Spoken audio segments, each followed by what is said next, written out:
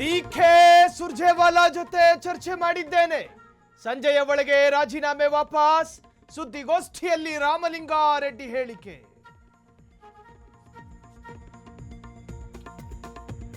ಸಂಕಷ್ಟ ನಿವಾರಿಸುವಂತೆ ಆರಾಧ್ಯ ದೈವನ ಮೊರೆ.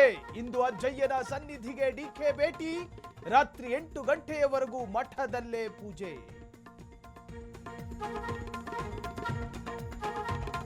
BJP MLA ಶರಣು ಸಲಗಾರ್ಗೆ ಸಂಕಷ್ಟ.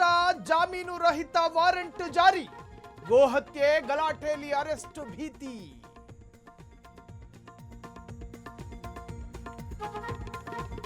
ಯುಜಿಸಿಇಟಿ ಫಲಿತಾಂಶ ಪ್ರಕಟ. ಮಧ್ಯಾಹ್ನ 2 ಗಂಟೆಯ ಬಳಿಕ ವೆಬ್ಸೈಟ್ನಲ್ಲಿ ಲಭ್ಯ. ಸಚಿವ ಶರಣು ಪ್ರಕಾಶ್ ಮಾಹಿತಿ.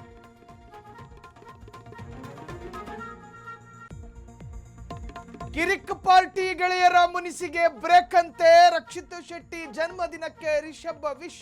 ವದಂತಿಗಳಿಗೆ ಬಿತ್ತು ಫುಲ್ ಸ್ಟಾಪ್.